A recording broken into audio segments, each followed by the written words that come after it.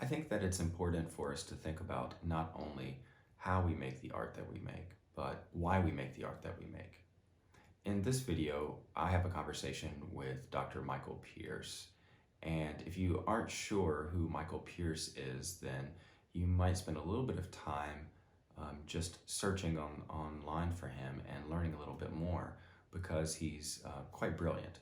So what I'd like to do is just give a little bit of an introduction to who Dr. Pearce is, and then transition straight into my interview with him. Um, Dr. Pearce is quite accomplished as an artist, as an art critic, and as a scholar and a teacher. He received his MFA from the University of Southern California, and then a PhD in which he researched Neolithic British art as a model for contemporary art making at Plymouth University.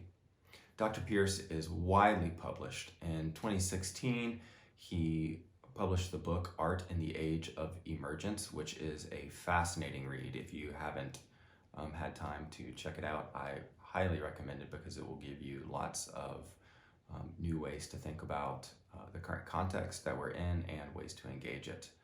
He has published articles in all sorts of online and hard copy journals and magazines, some that you might be familiar with, some that you aren't. You might know Juxtapose, Huffington Post, Mutual Art, all of these and a ton more Dr. Pearce has written for. And I'll say that his writing is particularly helpful because he's coming from the place of both an artist and a scholar, so he's able to offer really, really insightful and thoughtful comments about whatever it is that he's writing about. As an artist, he is equally as prolific. I said just a minute ago that he worked or he got his MFA in scenic design for theater. And if you're familiar with the playwright Brian Friel, he actually won an award for the scenic design for one of his plays, which I think is quite amazing. He has painted portraits for musicians and other artists and actors. Two whom you might know by name are Snoop Dogg and Master P. Yes, that is right. Michael Pearce has painted a portrait for Snoop Dogg. He has recently put out a body of work called The Secret Paintings that is, in my view, quite brilliant and phenomenal and is worth your time to check out. And he also worked as the curator for Quan Fong. He also worked as the curator for Quan Fong Gallery for over 11 years. All of this to say that Michael Pearce is uniquely positioned to be able to think and work and talk about what it means to be an artist in the 21st century and to be a thinking artist in the 21st century. I hope that you enjoy our conversation and that some of the questions and thoughts stimulate you and provoke you to new ideas in your own art making. Thanks, Dr. Pearce, for joining our class. I really appreciate it. I think our students are going to be just as appreciative, and I think they're in for a real treat to get to just listen to our conversation. So like I had mentioned in some of our emails and conversation before this actually started, this class is about storytelling, and that's something that you've explored pretty substantially, both with your academic work and with your artwork. So let's just, to get us started, in your view, what is story and myth, and do you separate those two things? It's a big question, isn't it, BJ? Yeah. So I think I tend to conflate history and myth in the same sentence, in the same breath, because history is written by the victors, and it's not necessarily true. And so we create mythic history very, very quickly, and I think they're intertwined like a rope. Oh man, And it's inescapable. to think of history without thinking of it in a mythic sense to some degree, right? And Yeah. if you think about the spiritual foundation, at least of the West, then you've got the foundation myth of the Christian foundation myth, the Jewish tradition, and the creation of the world, and all of that good stuff, right? Yeah. And I think it's fascinating that the creation is this foundational moment for all religions and all places, but the foundation varies so much from culture to culture.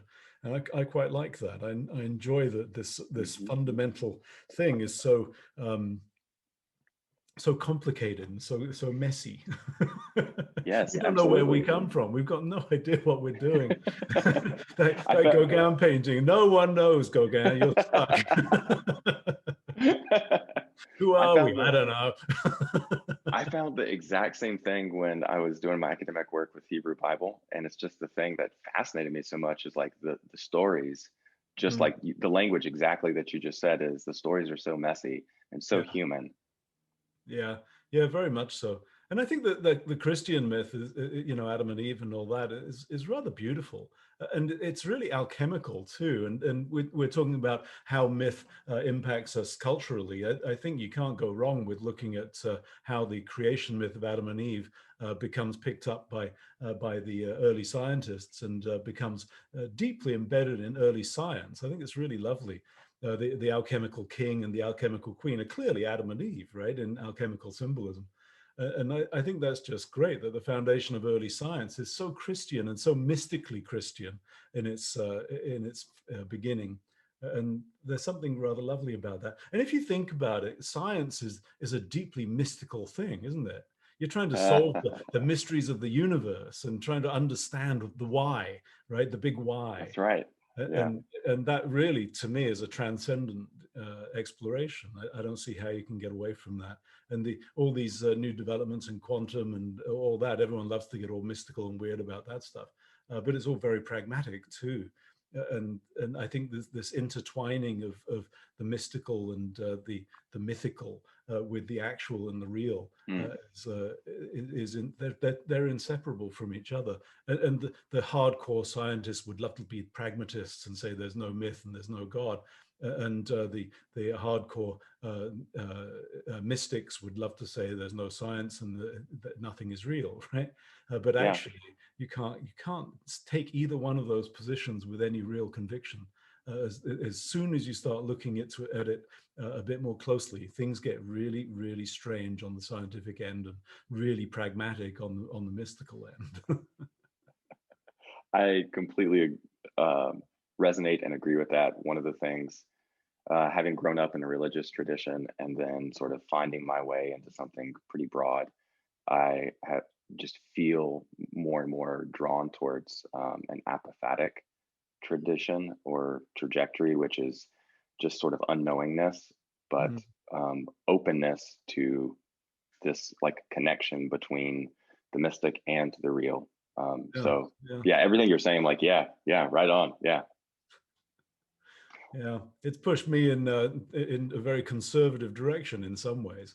I Yeah. find myself looking at primordial mysticism. Hmm. I've been a huge fan of megaliths since my Hmm. father took me to West Kennet Long Barrow and Wayland's Smithy and Avebury and Stonehenge when I was a child. And I thought these places were just incredible. And in fact, I did my PhD on prehistoric British Neolithic art and architecture, and that involved crawling around in all sorts of muddy old tombs. And it was fantastic. I was in heaven. It My sounds like PhD it. was just a joy for me. I loved it. Yeah. And that Neolithic world, and the trouble with the Neolithic world and the Paleolithic world is we have so little material culture. Hmm. And when Hmm. you do find any material culture, it's very little. It doesn't tell you a great deal about what was Yeah. going on. But you can infer some aspects of the worldview of the people who built those monuments. And one of the things you can tell for sure is they had some sort of a mythology of the sun and the moon, right? These spaces tend to be aligned to the sunrises on the sun the solstices. So you can see that they venerated the sun and the moon, and whether they thought of them as gods or not, we don't know. Hmm. But we know that there's a mystical connection, and they're creating these circular spaces largely. And Yeah. I had a bit of a revelation about a lot of those mounds, the ancient mounds like Mace Howe up in Orkney, that they're microcosms of the Earth, right? You're just Okay. seeing the top half of a sphere. And Oh so yeah, yeah. when you go inside, you're entering the center of the Earth, literally. And they've centered the Earth by aligning the two passageways to the rising sun. It's really a beautiful thing. Wow. It's lovely, isn't it? It's Yes, poetic. it is. So you're Yes. going into the heart of the Earth when you go into those aligned passageways. And not only that, but they built round houses and often aligned the doorways of their houses to the rising sun as well. And so you get this kind of deliberate bringing down of the sort of Pythagorean harmony of the spheres, if you like, down into the everyday domestic sphere, right? And it's very romantic and rather lovely. And so you're Yeah. talking about myth, and my interest in myth goes very, very far back to at least the Neolithic and perhaps into the Paleolithic as well. I, a direction I think might be fun to go is sort of entwining several of the topics that I sent to you. One is you brought up alchemy Mm, as sort of central to your understanding of sort of, I don't know, just reality, as well as the art making process, as well as myth. yeah. Um, Yeah, I and have a lot of pictures to show you that are related to that. okay, well, So why don't we just go? Why don't we just go for that? do you want to jump straight into those? Sure. Yeah. Okay. So let me share my screen real quick, and I want to show you some pictures from emblem books first. Emblem books are allegorical images. Let's start with this one. Okay, are you seeing that? Yep. Absolutely. Okay, so this is an emblem book called the Whitney book, and in it you find images like this, which are at first they look very strange and weird and incomprehensible, right? Hmm. But when you learn the language of emblems, you find out that everything has an allegorical symbolism. Like this sword here is, and the hand reaching out from the clouds. Well, this is almost certainly an image of God, right? That this is the hand of God reaching out from the clouds, and the sword is almost certainly is meant to mean truth and justice too, to some extent. The trowel here is showing that God is the craftsman; He's the builder. So here's another one, the beehive, and you can read the epigram beneath it. This one says, "The bees at length return to their hive when they have sucked the sweet of Flora's blooms, and with one mind their work they do contrive, I beg your pardon, and laden come with honey to their rooms, a work of art, and yet no art of man can work this work, these little creatures can." And you get these lovely epigrams like this in books of emblems, and they're always allegorical. And this, of course, is suggesting that this is what humans should do, is they should work together to produce beauty. And Beautiful. here's the wheat sheaves. When in the sweet and pleasant month of May we see both leaves and blossoms on the tree and view the meadows in their best array, we hopeful are a joyful spring to see, yet oft before the following night be past, it chanceth that a vapor or a frost doth all forward bloomings wholly waste.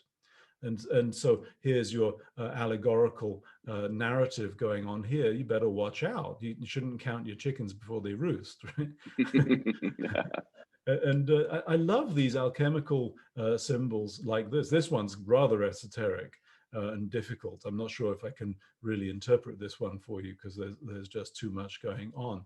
The Tau cross, a serpent raised above the letter Tau, aspiring to a crown, is figured here, from whence a Christian moral we may draw, which worth our good regarding will appear. For by by those characters, in brief, I see which way we must to happiness ascend. Then by what means that path must climbed be, and what will reward shall thereupon attend. And so these symbols appear to be very esoteric and difficult, but there was Hmm. an alchemical language of symbolism, and they needed it. They really had to have this language of symbolism. Let me show you another book really fast. I don't want to get too crazy with too many of these. We'll eat up Will all. you, as you're pulling this up, just briefly for our audience define what you mean when you say alchemical? Alchemical alchemy is early science. Hmm. It's really not difficult to get into it. The early scientists are working in the Renaissance, and they're making discoveries which they don't really understand, and these discoveries appear miraculous. And of course, Hmm. the myth is that they're all looking for gold, but they're not. They're Yeah. exploring what they called natural science, and almost entirely and without exception, you'll find that alchemists are deeply spiritual and mostly Christian. And yet they're in great danger because their work appears to be heretical. Hmm. It doesn't fit with the accepted knowledge of the church. This is why Galileo got into so much trouble, right? Yeah. The church had said canonically that the sun span around the earth, and Galileo proved that it could not. So alchemists like Galileo were really wary of talking too much about the stuff they're doing, and they were doing some pretty amazing stuff. Can you imagine being the first alchemist who distills urine and makes phosphorus out of urine, right? And watches his Yeah. laboratory explode. I mean, it's just the stuff they were doing was so miraculous in their eyes because it was unfamiliar and new. The art of distillation was Hmm. really important to it. But that art came out of what was called spagyric alchemy, which is the practice of ancient medicine, in fact. And that's all about taking herbs and macerating them in wine or water. And when we had distillation in alcohol, aqua Yeah. vita, water of life. So you find images like this one that I've just pulled up. Here's the alchemical king swimming in the water. And it's a very, very strange image, right? But all this actually symbolizes is one of the steps in the alchemical process of putting your herbs or your principal material into the bath of Hmm. the liquid. So what this alchemist is saying is, hey, take your herb and put it in the water, or put it in the wine and macerate it, and that's going to give you the alchemical starting point, right? Yeah. But they can't say this stuff out loud because they'll be killed, Hmm. which is Yeah. pretty good motivation, if you ask That's right. me. That's right. So this is from the Maya emblem book. Here's another one. This one here. What's going on here? Yeah, here you have this actually a rather straightforward picture. An alchemist pushing this herb into the water, which is basically the same emblem. And in the background here, you have the wind being blown down there from the heavens, right? So there's this Hmm. heavenly aspect to it. Here, see this very strange hermaphrodite being cooked. Well, it looks like an incredibly weird, occult, satanic, evil thing, right? But it's not at all. What they're showing you in this image is an alchemical symbol from early science, and the alchemical king and the alchemical queen are the in spagyric alchemy. When you take the herb after you've macerated the herb for a month or two and and sucked all the essential oil into the liquid, then you're going to take the remaining plant and you cook it, you burn it and create ash. And Hmm. then you take the liquid and the ash and put them back together again and create kind of a paste. And this is how you create the earliest pills of medicine. And Okay. so here, what you're seeing is that stage when you're cooking up the two things together. Yeah. So combining the alchemical king and the alchemical queen. So you're combining the herb matter with the essential liquid and putting them back together again and heating them to brew them down into being a pill. Do you see how that works? And so Absolutely. it changes everything. Suddenly you've gone from this deeply disturbing esoteric occult symbol into actually just a scientific illustration. But Hmm. it's done in this allegorical way so that outsiders don't know what it is, Hmm. because that protects the alchemists. It's a secret language that only alchemists understand. And I love this kind of this combination of the mystical and the symbolic with the pragmatic, and this has really influenced me in my own work quite a lot. I love practical imagery that looks very Hmm. strange, but actually is quite straightforward when you understand it. This is making me think just of your recent body of work, The Secret Paintings. Yeah, recent body of work. I've spent, I think, 12 or 13 years producing all those paintings. And And it now, toured in yes, it 2018. toured. Yes, it did. Yeah. Yeah. With one exception, one painting was missing from it, and that was one that I completed about 3 months ago. But now the entire body of work is done. It's over, and so now I'm working on a new thing completely. But yeah, the secret paintings were really thoroughly influenced by this. They're all allegorical paintings and actually following tarot card imagery. Hmm. And one of the reasons that I love tarot cards is because they're firmly within this body of work. If you look at early tarot cards and tarot cards into the 17th century, they're clearly alchemical in their imagery. Wow. Clearly, especially the 17th century decks, the famous Marseille, Tarot de Marseille, the Convert Tarot, and those early tarots. There are probably 10 or 11 cards in that Tarot de Marseille deck, which are absolutely certainly derived from alchemical imagery. You don't see that so much in the 15th century when the first tarot cards were made. Curiously, they're far more Christian Hmm. and political in their use then. But then the game was still being played as a card game. So that makes sense. It's much later in the 17th century you start seeing it being used for fortune telling and all that. But Yeah. basically, the Yeah. tarot cards are essentially the same thing as emblem books. There's no difference, Really, except there's really. no epigrammatic text. They're Yeah. being used for interpretation and they're allegorical symbols. I like them because they're practical tools that are being used. They're imagery that's being used for a purpose, right? It's not just decoration. I don't like art that's just decoration, really. It bothers me. I mean, I love decoration, don't get me wrong, Yes. but I don't think that's the highest form of art. I think the greatest art is that which makes the viewer think and contemplate and brings them to a place of realization, an emergent moment, which brings them into a new place of thought. And that I think that's the superior, the greatest of all art. Absolutely. Mm. Yes. So let me close that image out. Hold on a second. Yeah. So there's that. And I think what's interesting about these images, do you want to see some more of those? I've got Yeah. another. Yeah. Sure. So this is the emblem book of Alciato. Where's that window gone? Here we are. The quality of these is not so great. I hope you can see them okay. Yep. Looks Um, good. so this is Alciato. These are less less alchemical and more moral in what they do. For example, this one here, this is the traveler going on his journey. And I've put this here just because of tarot cards, that it's so similar to the first card in the tarot deck of the Fool setting out on the journey, right? So you have Hmm. this image of all seekers stepping out, stepping forward to go on their adventure. You even have the little dog here Yeah. in here. And I have no idea what he's carrying on his back.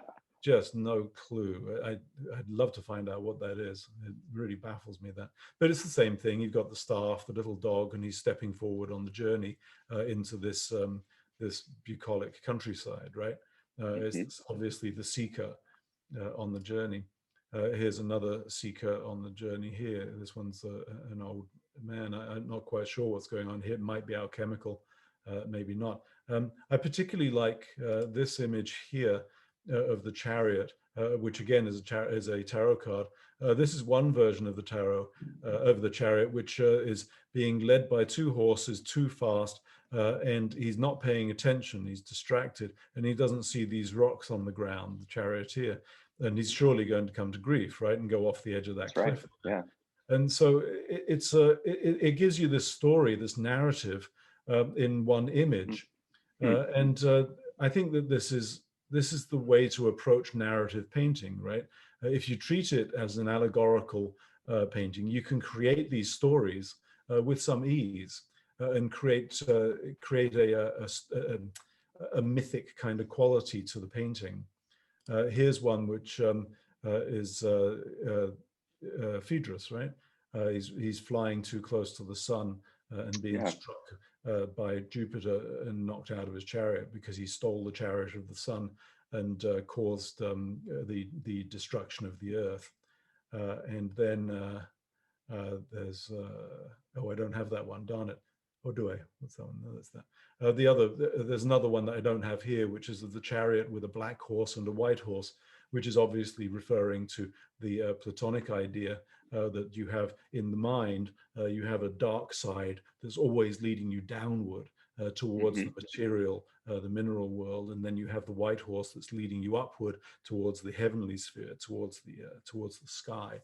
And you are as the driver of the chariot. It's up to you to make sure you're controlling those horses and keeping the even path, or choose one way or the other, I suppose. Right. Right. Here's another one which is directly related to tarot cards. Here's the dog baying at the moon, and you see this image in early tarot, and howling at the moon over and over again in tarot cards. So the connection is quite clear between tarot cards and these emblem books, and there are hundreds of emblem books. They were produced in just vast quantities for hundreds of years too. But nowadays, people have never heard of them. It's a really strange thing. I haven't. Yeah, it's weird. They were immensely popular literature, literature and illustration, right? And I don't know. I think it's time to have that coming back again. I guess memes are the emblems of our time, right? You get the meme, and the meme gives you this little epigram that tells you how to behave in one way or another. Usually bad these days. That's right. Yeah. Yeah. I don't know why we have this emphasis on bad behavior. We seem to delight in bad behavior, and we have forgotten the value of virtue and the value of being a good person. And we don't have heroes who are good people now. We've seemed to have become fixated on the anti-hero. I've considered this as well and just wondered, like, why is it that there's been a transition from the hero to the anti-hero as like the center of the story that we always want to identify with? Yeah. It's curious, isn't it? I think it's clearly, in terms of history, it's clearly linked with the Industrial Revolution and the creation of the bourgeoisie, or what Marx called the bourgeoisie, and this destruction of the old dominance of the church. Because why do you need that? Once you've got a bourgeoisie thinking for themselves and taking control of their lives, they're no longer being controlled by the church, right? And so you get people like Nietzsche coming along and saying, well, wait a minute, there's some problems here with this whole God thing. I always laugh with that comment on Nietzsche when they say, Nietzsche says, God is dead. And then God says, Nietzsche is dead.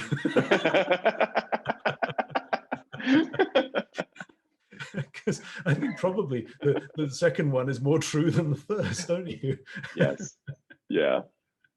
So, yeah, I don't know. There are some problems with Nietzsche, because we do have these pragmatic needs, don't we? We all eat and sleep, and we need to. We got to. They're very basic human needs, and if you take them away, we die. And that to me points to something more spiritual, something more mystical and ethereal than Nietzsche's void. I think that the void is problematic, to say the least.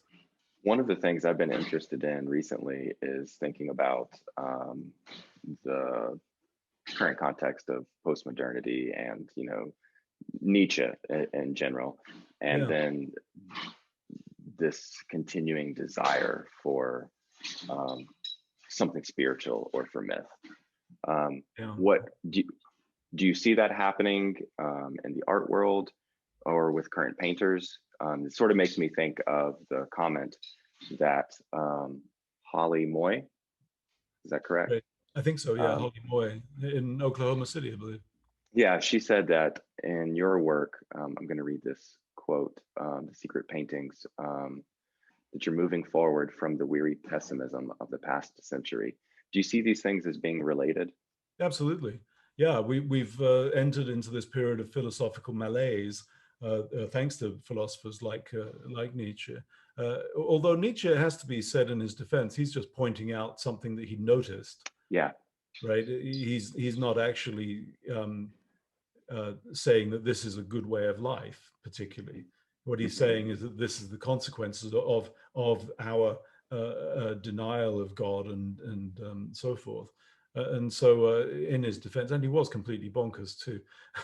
So, there are some defenses to be made of Nietzsche. I think I don't want to dismiss Nietzsche though. I think Nietzsche is a fascinating philosopher. I keep coming back to him. I think he says some things which are really, really difficult to get past philosophically. And I think for that reason, he's worth looking at. But I do think that Nietzsche has provided a foundation for some thinkers who have said things which I just think are wrong-headed. Because there are some people who seem to think that we're in a period in which there's no truth and that everything is relative. And well, clearly there are things that are true, and I mentioned some earlier on. We need to eat, we need to sleep, or we don't exist. So there are things that are real. You can put your feet on the ground and know that you're standing there, because if you're not, you're floating, you're dead, you don't exist. Yeah. You know, there is this sensual world which we do live in, and you can't ignore the fact that we are sensual creatures.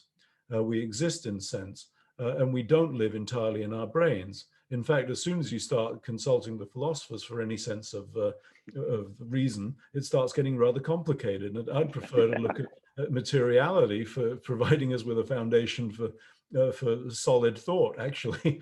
Yeah. Because Yeah. it seems like a much more believable foundation. My senses tell me that these things are here, right?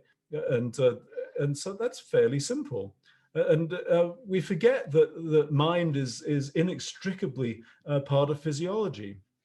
And I think that's one of the important revelations of the last 20 years or so in neuroscience, is that we do appear to have a physiological foundation for mind, and that means something. You know, that we are spiritually founded in the material body. And so I think that's probably a good place to start off with, as far as the current malaise goes, that you don't have to participate in it. You don't need Yeah. to. There are very good reasons to be optimistic rather than nihilistic. And we have lived through a very apocalyptic time, and we still are in an apocalyptic time, and for very good reasons. You know, humans love apocalypse. If we didn't have one, the real one, we'd invent one, as we seem to.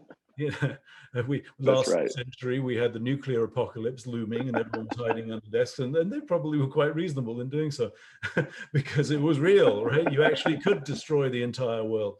And now the threat of nuclear annihilation has receded a bit. And so in 2000, we invented a computer apocalypse with Y2K. You're probably not old enough Yeah. to remember that, but you might. And some of our listeners will remember it. And Y2K was terrifying. We thought the whole world was going to shut down at the turn of the century. Prince put out that album, 1999, and we were going to party like it's 1999 because there's nothing left. That's My right. generation, Gen X, I was born in 65, so I'm the first year of Generation X, and we grew up expecting to be dead in 2000. I had no expectations for anything particularly great happening after 2000, seriously. I was going to be 35. That was pretty old, and that was the end. And now here I am, and I'm how old am I now? 55, 56 this year. And I've had 20 extra years, right? I think that's good. That's right. That's right. Yeah. So let's be cheerful rather than being apocalyptic, and don't Yeah. get swallowed up in the notions of apocalyptic destruction that we seem to love so much. I mean, I think it's interesting that zombies became such a big thing, Yes. right? And I've been following the rise and fall of zombies, and they seem to be declining now. We seem to Yep. be leaving them behind, which is interesting. And I can't help wondering if we're leaving behind this hardcore apocalyptic vision of the world in favor of something a bit gentler and nicer. Because we do have these apocalyptic spasms around dates, right? And 2000 was a really big one. That was a big apocalypse right there. Yes. We had the same thing in 1000, and we have them sporadically throughout history of the second coming. To tie back to what we were saying earlier on about the influence of myth, you can't avoid the Christian apocalypse of the coming back of Jesus Christ, can you? And I think this ideal man, the mythical superhero, right, is inescapably part of Western culture. It's unavoidable, and I think we're looking for saviors all the time, and replacing them.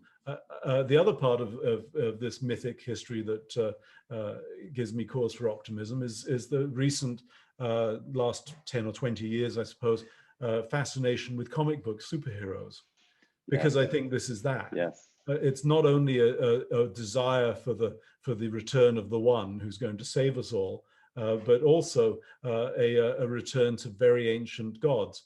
And Thor, people forget, is the ancient god of thunder. And you do see that kind of symbolism.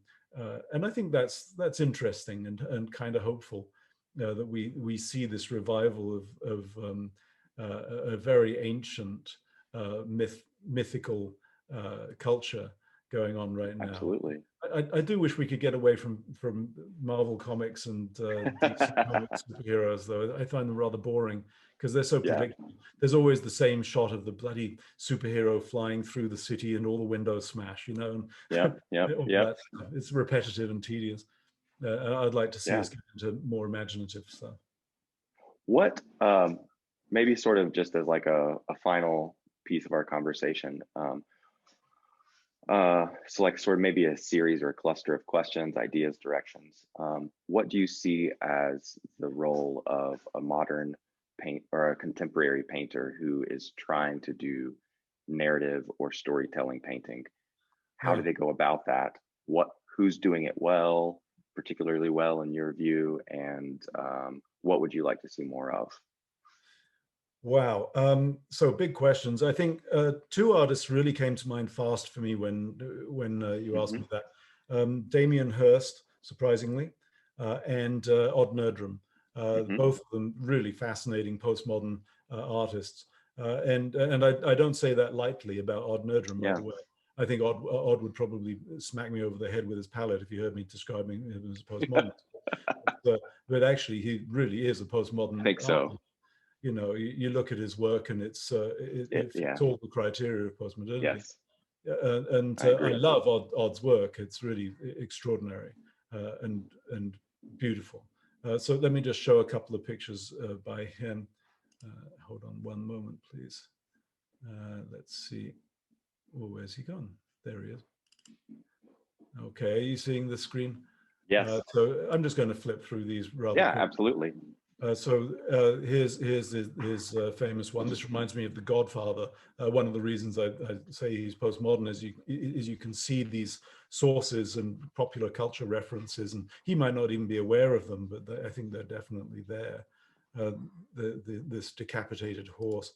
Here's a more recent piece from one of his wanderers.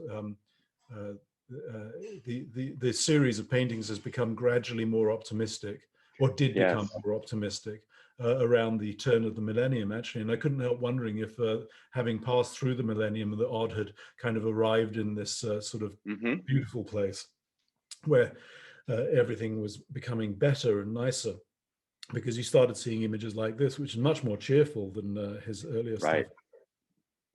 The babies are showing up in the more recent stuff, and in the background over here, you see this person leading a horse to water, and it's there's this sort of feeling of rescue and safety, and it's okay to have children, and things are better now, right? The rifle is laid aside; it's on the ground, still there, but it's on the side. Yeah. There's something ritual kind of thing going on in the background here. There's a new rebuilding of his world going on. Here's one of the older pieces, and it's got a much more apocalyptic feeling. They're Absolutely. parched and dying for water. They're waiting for the rain to fall from the sky, and everyone is uniform. It's a different kind of vision. Here in the later paintings, you've got this story going on where one of the wanderers, the refugees that I think that his people are, has found a hot spring, and she's having a nice bath. You know, it's very different to the apocalyptic world that we saw earlier. Here in the apocalyptic world, the pre-apocalypse, we're seeing these wanderers being bitten by snakes. The man with his thumbs up is oblivious to the snake bitten problem. And the other wanderer, although he's still advancing, is pointing back and saying, "Hey, look, we're missing this." And then here in the post-apocalyptic world, you have this embracing, and they've got a goat, and he's got a stick. There's no guns anymore, and it's much more romantic in its imagery.